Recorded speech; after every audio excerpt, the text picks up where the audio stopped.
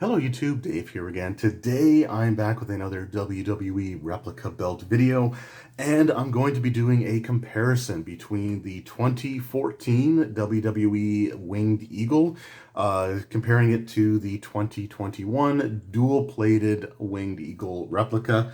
This is going to be the actual difference in the construction or the layout of the belt. It's not necessarily the fact that this one is dual plated, so there's two different colors of metal plating compared to the all gold version of the Winged Eagle. That's not really what I'm looking at here, but there are some big differences between the one that came out, what, 8 years ago, and the newest version of the replicas.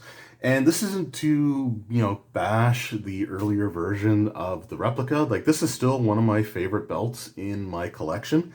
I love this replica quite a bit, and in no means regret having it. It's one of those things where it's as important to me as, the dual-plated one that I have here. And yeah, I think that these are both excellent belts, but they were made in different time periods, and they were made with some different ideas in how they were going to be used, basically, by those that collect them. So one of the first things with the newer replicas, we'll just take a look quickly at the straps. So with the 2014, they were still using just the sewn-on snap boxes here. So it's just kind of the same material that they use on the backing. Actually, they would just create a patch of it for the snap box because it does have a bit of a texture there, which may not show up too well on camera, but it looks kind of like tooling from a distance.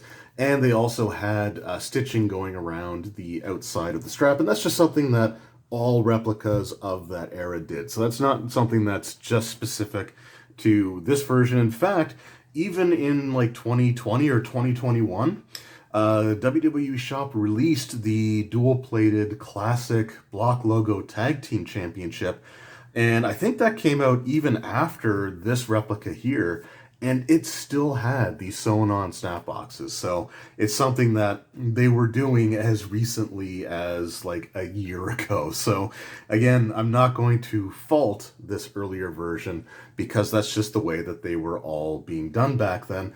But you also have like the simulated tooling, which is relatively shallow. And if you take a look at the, logo plate here, there's like no tooling or anything going around that. And then we just have our gold tip. And as you saw earlier, these screws were exposed on the back of the strap. With the newer ones, they are going for a more TV accurate appearance. And so we have the snap boxes actually having some artificial tooling in there. As you can see, there's also no longer any stitching on the belt, on the strap whatsoever.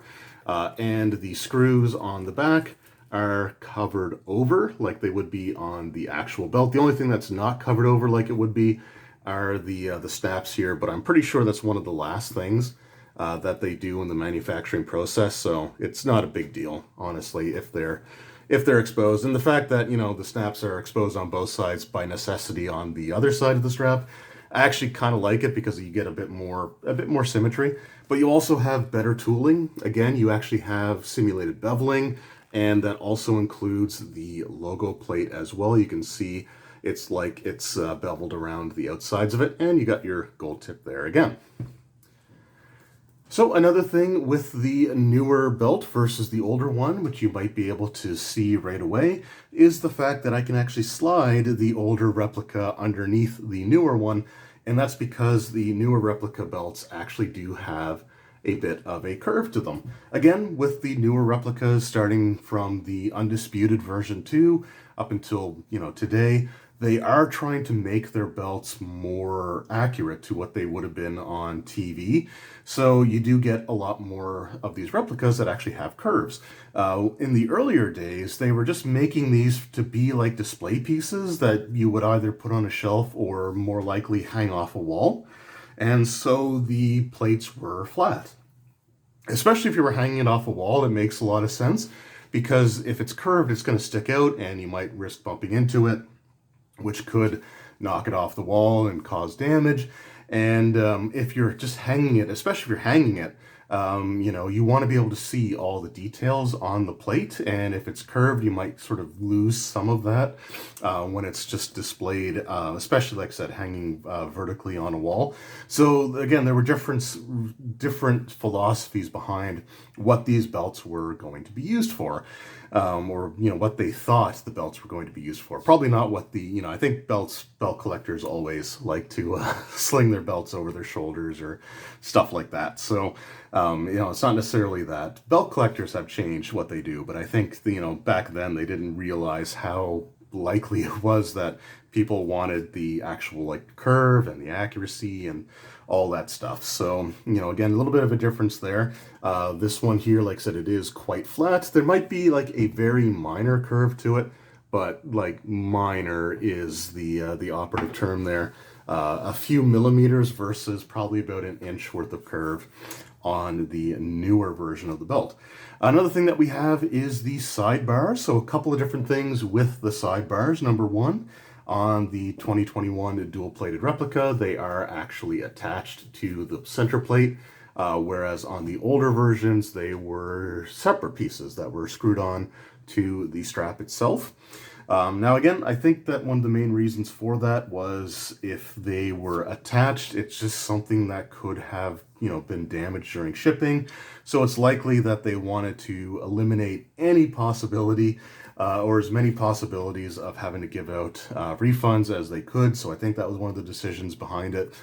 But there might be a little bit more to it here. So just taking a look at this all gold replica here. So if you do a search for Jamar Winged Eagle on YouTube, one of the results that comes up is actually somebody that has a Jamar made Winged Eagle replica. And it's interesting because the Jamar one didn't actually have the sidebars at all. It just had the center plate with the like the sunburst patterns here on the outside edges, and that was it. That was all that it had. There were no sidebars whatsoever. And considering that these belts, the 2014 ones, are noted as being casted, as opposed to the previous ones, which were 2 millimeters thick and were just simply stamped on a press, it is possible that what they used was one of the Jamar belts, which just didn't have the sidebars at all. And the sidebars themselves, they do have a twist to them. You can sort of see the way that the light interacts with it. But if you take a look on the ends, it's just kind of like almost squared off. It's a little bit tapered down on the inside, but it's still, you know, pretty well just kind of this rounded, squared kind of version of the sidebar. But if we take a look at the newer one, the twist actually goes all the way to the end of the sidebars, and the sidebars have more of an almost like a rhombus shape to them.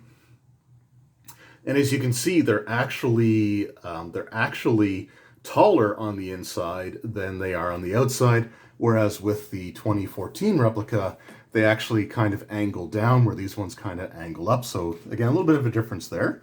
Another difference is the heavyweight banner. In this one, the heavyweight banner is not painted in, which is the way that it was on the earlier versions of the Winged Eagle, the WrestleMania 4.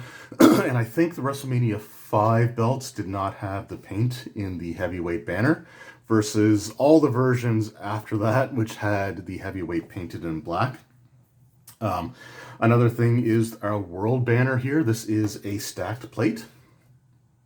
So it's a separate plate that just goes on top of the center plate. And in this case, it's secured by screws.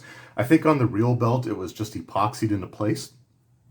And you can actually see when Mr. Perfect smashed the dual-plated belt with the hammer, I think the world banner just completely popped off. And on the Hardcore Championship, there was just where the world banner should have been. It was just sort of this like blackened area. And that's because the world banner, the world wording, lettering, was always on a relief plate. It was always stacked onto the main plate there, which is something that I honestly didn't know about until just like recently, within the last few years. because like on a CRT, you really can't tell. And I got to be honest, I don't know if the world plate was really even as thick as it is on here. I think this is maybe a 2 or 3 mil relief plate, and it seemed like it was a little bit thinner on the real one. But on the 2014 replica, it is just simply engraved into the plate itself, which honestly I like because, you know, that's just the way that all the belts were. You know, they just had the lettering engraved, or they had the lettering was engraved away from the plate, but it was always part of the plate. It wasn't always like a separate piece. So having just the one stacked plate, it took me a little bit of getting used to. I'm more used to it now than I was. But I think, you know, either version is perfectly fine. And like a lot of the bootleggers out there, when they make their version of the Winged Eagle, it's not always, but generally theirs are also engraved into the plate itself. But even up until it stopped being used in 1998, the Winged Eagle belt did actually have the stacked world banner, which like I said, I was completely unaware of. I didn't realize that it was like that late, like up until the very end. So that's kind of cool. All right, and now the last thing that I want to talk about in this video is the WWE logos on the belt, specifically where they are on the plates themselves. So if you take a look at the 2014 version of the belt, we'll take a look here at the side plates, and you can see that let me just get a good handle on it here. So you can see that the middle portion of the W, it's kind of off to the left. So this one here where my thumbnail is on. This is the center line of the sunburst pattern. And instead of the W being like centered on it, you can see it's off to the left. So if you follow the sunburst line down, it actually comes to the very end of the middle part of the W where it angles back down. And you can see it actually goes quite a bit into the left, the sunburst streak on the left side. And this is actually centered properly if it would have had the F portion of the logo, but this is just the WWE version. That's one thing that they didn't fix, was the centering of the W's, including on the center plate as well. So if you take a look, there's a lot more space between the right edge of the WWE logo and the edge of the top of the center plate than there is on the left side. So it's just not quite properly centered. And the original version, actually, of this dual-plated belt, which released with a production error where the T on the heavyweight it didn't have the top portion. It looked like it was an I instead of a T. So they had to redo the art a little bit. And one of the things that they did with the updated version, like the one that I have here, is they actually properly centered the WWE lettering. So again, we got the side plate here, and you can see that the middle portion of the W is centered pretty much perfectly now on the sunburst there, and again the sunburst on the left side and the right side of the center beam. Again, it actually looks a lot more symmetrical, which is great. And they did the same thing here. You can see it's just it's more, you know, properly centered and much more symmetrical than it was on the 2014 replica. So those are the major differences. So obviously the strap is going to be updated after several years, you know, with more focus being put on more TV accurate styling. So the artificial tooling looks a lot better on the newer straps. It's something that you just have to expect. And I'm sure in 7 years time from now, the simulated leather straps are going to be even better than they currently are. So it's just something that's going to change. The plates themselves, there's an extra millimeter of thickness on the new one. They're 5mm plates as opposed to the 4mm plates that we had before, which again is relatively minor. The WWE block logo is properly centered now on the newer version as opposed to before, where they hadn't adjusted it for the fact that the portion of the F portion of the WWF logo was no longer there. And you just have some other, minor things like the shape of the sidebars, the fact that they're attached on the newer one and not on the older ones. But yeah, I still love, I love both these belts. And I've got to be honest, like I did a video ranking my world title designs based on the replicas that I have. And the Winged Eagle did not rank particularly high. And, I started thinking about it, and this is actually the belt that I have the most versions of. And I'm starting to really appreciate this design a lot more. It's still, if I were still to compare it to the Big Eagle or the Undisputed, it's still third out of three, right?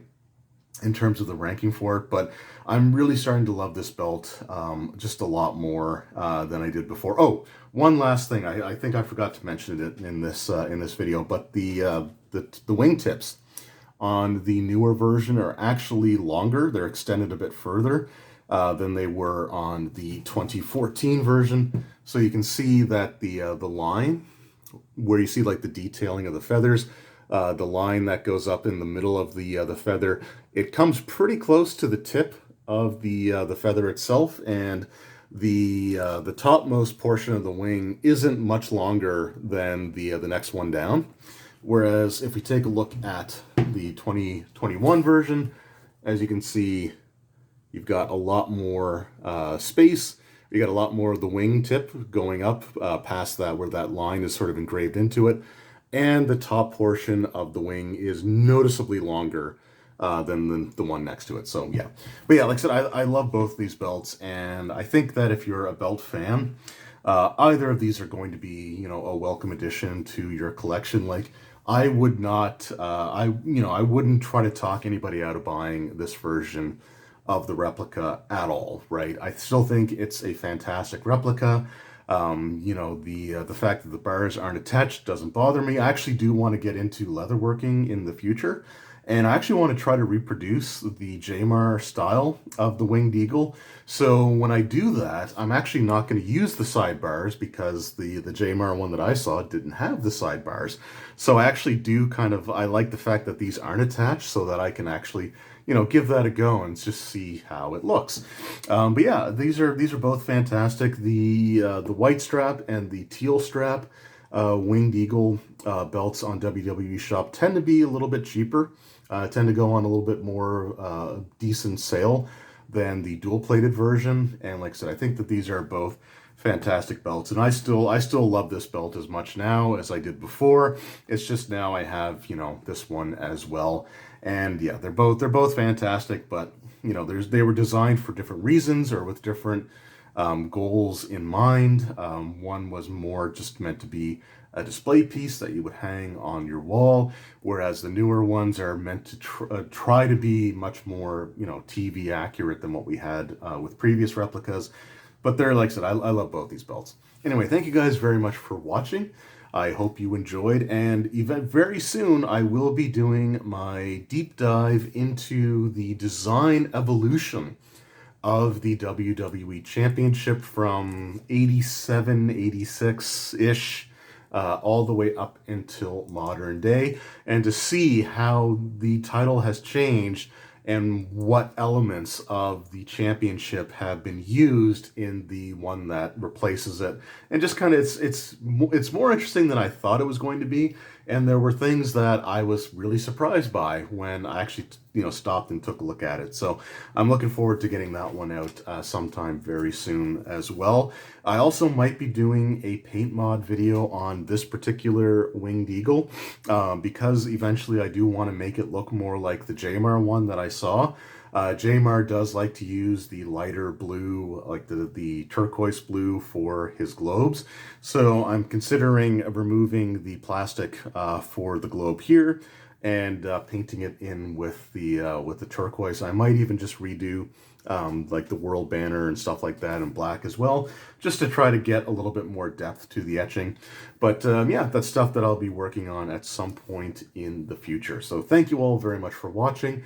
I hope you enjoyed, and I will see you all next time. Until then, take care.